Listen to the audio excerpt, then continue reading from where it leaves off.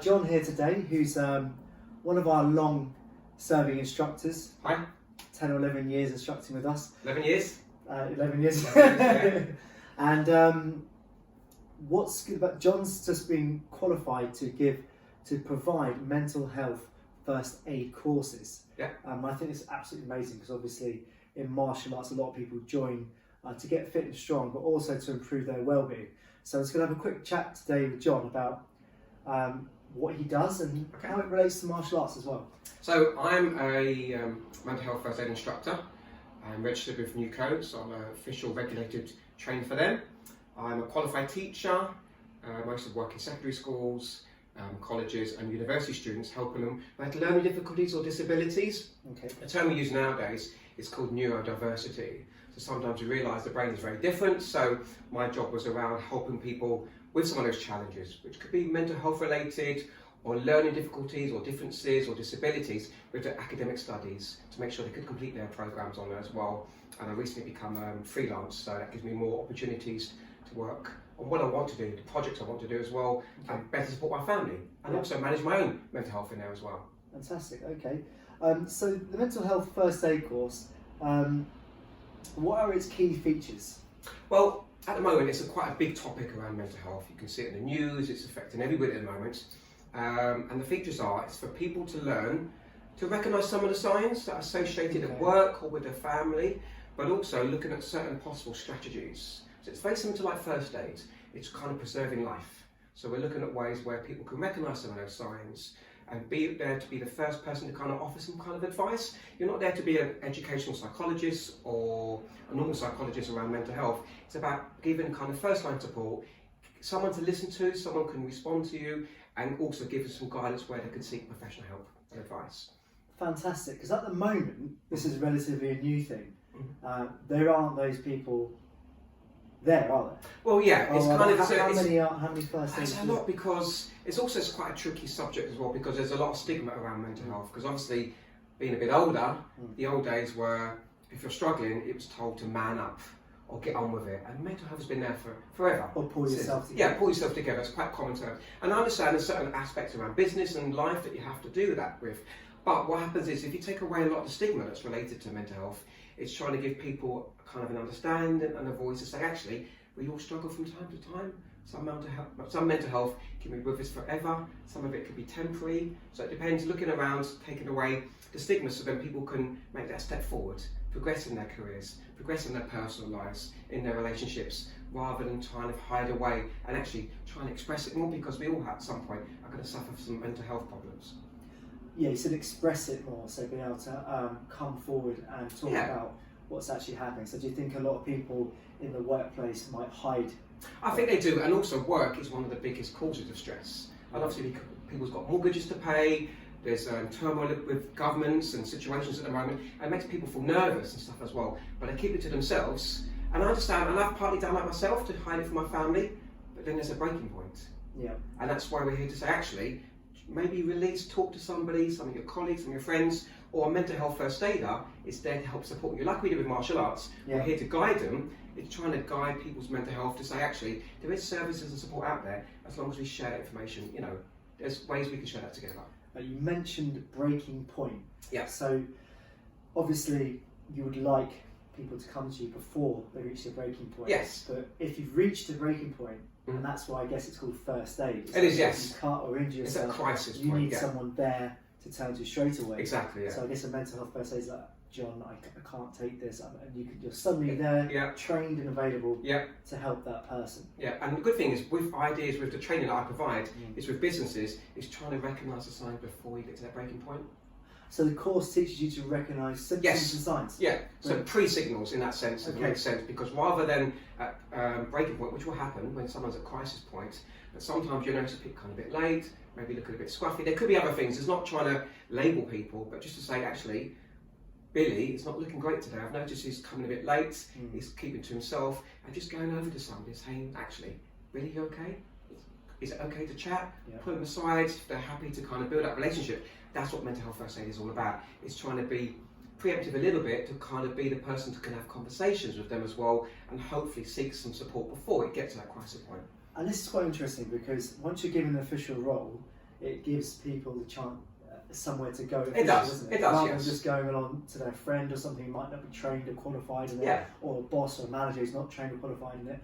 We've had this a lot anyway. Yeah, definitely. Because I'm a kickboxing coach and instructor.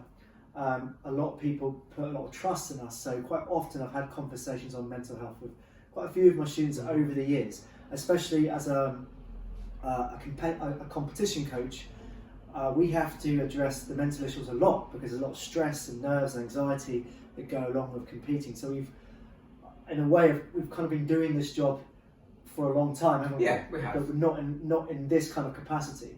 So this is actually offering proper training on the subject. Well, the thing is, we've been doing it for years. Sometimes we get parents come and talk to us because their children suffer anxiety, or they have neurodiverse conditions like autism or dyspraxia. So it's trying to put them all under, say, actually, they're all interconnected, we're all humans, we all need support from now and again. And we learn that through martial arts, with a discipline, but also looking where there's actually, get an official qualification, get the ideas and support, because if you don't have that qualification, it's fine, you can have someone to talk to, but then what does that person do once they've got information? How is that shared, and how do you give the best first line response and support?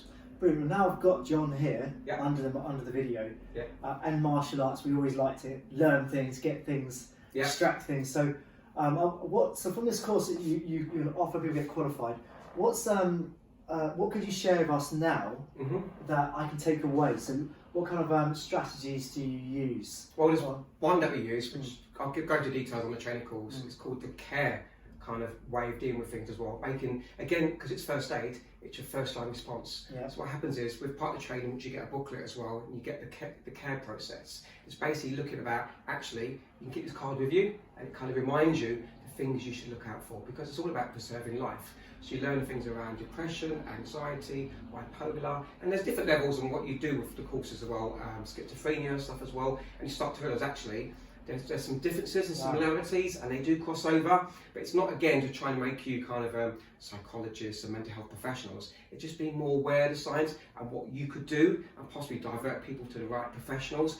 That's what it's all about, really. You mentioned as well earlier about stress, Yeah. work stress. I guess if you're going to be a mental health first aider in work, Yeah. I expect that stress is going to be a big one. It is. What kind of coping strategies would this course teach Well, the about? first one is, if it's possible, it's not everyone's way it's possible, so bear with me this one as well, it's actually admitting it, recognising it in yourself that you have those issues, and also to realise actually, probably your colleagues or your friends around you might suffer from this from time to time as well. So what happens is there's breathing techniques, and actually martial arts is one of the best ways to help manage mental health, because we get a lot of people here for a reason. Some of it's kind of physical, some of it is mental, some of it's a combination of both, and people are here to achieve a certain level. So try and so they can manage it, get a bit of anger out, get a bit of aggression, and learn a skill. So it's quite similar in that sense as well. So what happens is, with some of the strategies, it's about actually taking time off. Because sometimes when people phone their bosses, what do they say when they've got mental health problems? Do they say they've got mental health problems? What do they normally say? I'm feeling sick. It's very common. So it's part of that is learning to deal with the stigma, but actually to say where possible, have a mental health day.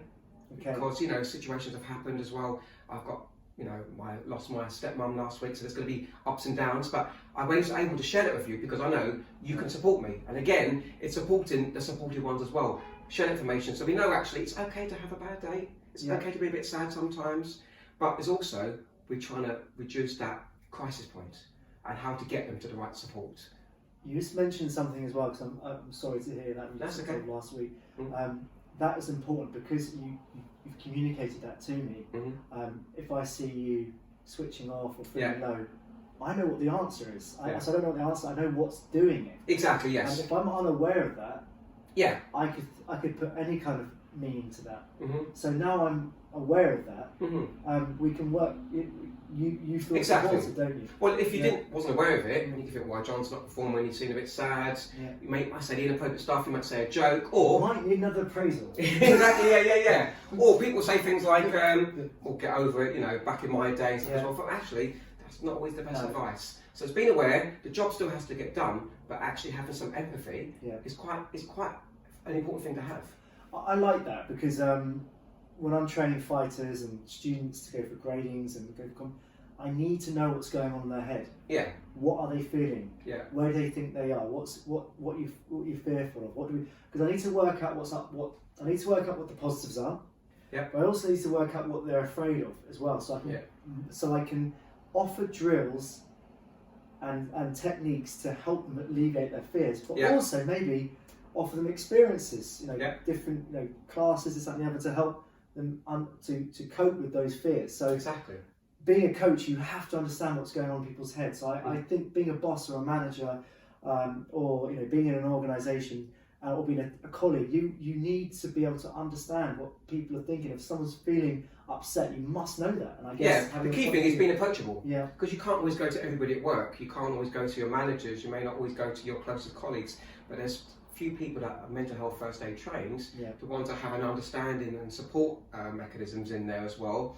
Again, that will then help out as well. Again, it's not about me coming to you all the time with all my mental health problems. It's not about that, because there's professionals for that. But actually, being someone to listen is very important, and reducing the stigma associated with mental health. Fantastic. Okay, so John is providing a course. Yep, here at Sprint. 14th of February. Yep, Valentine's Day. Have it present. 16 places? 16 places, limited places, yeah. And what will that course get the attendees? What will happen with them? They'll get a full-day course. It's a level 2 official off-call regulated qualification in mental health first aid. They'll get a booklet. They'll obviously get the training that I provide in there as well. And also they get to walk away with certain understanding that they can apply in their workplaces. Because I do these at different levels, so please get in contact if you want an awareness courses or supervisor's course, but the level 2 is the mental health first aid qualification. Great, so this to me sounds like an amazing thing you can do. Being there I'm a martial arts instructor primarily because I like helping people, okay? And doing a mental health first aid course, having a qualification, will mean, I guess, you'd be able to do just that. Exactly, yeah. But also, you're probably also thinking, what else is it going to give me? I think from the outside, if you've got this qualification, you're going to be of use to an organisation. I think it will improve your employee prospects, okay, getting a job, or promotion prospects. I mean, it's all kinds of doors and avenues I think it would lead to. So, A, do it to help people, and B, it's a competitive job market out there. I think you should try and do this course. And also do it for yourself, because obviously you'll learn things about yourself as well, so it can be quite emotive sometimes, but then once we're a bit more aware, I think it just makes a better culture for people to understand actually mental health has been here for a long time and we need to deal with it. Great, so how much is this course? Course is £140 per delegate, which is actually much cheaper than anyone else in the market, mainly because also I want to actually get information out there, I want to get the message out as well, and then see how we go with it. What time does it start? 9 o'clock. And how long is it? It's a full day course. 6 hours, is it? 6 hours, yeah. The answer. And you get breaks in there as well. Okay, breaks in there too. So limited spaces apply. We've got 16 places. I'm delighted to be offering this because it's very close to martial arts and to your heart as well. And to my heart. That's right. So get yourself down there, and you can, if you want to book the course, you can book it through our Facebook page with Sprint Martial Arts. You can book it. You can contact us by email, sprintmartialarts@gmail.com. And obviously, Not Your Average Tutor is the company it's providing, which is John's. You can contact me directly as well. And what's your details for contact there? So, Not Your Average Tutor, all one word, .com or .co.uk, both of them will work on there as well. But we'll put the links in the actual, on the, I forgot what the word is now, Instagram or Facebook page, links will be in there. Mobile number? 07764 756 732, 07764 756 732. John's a very busy man, teaches a lot, working a lot here, working a lot in his own business as well. So if you can't get hold of him, leave a voicemail or just text him. Please do, thank you very much. Thank you.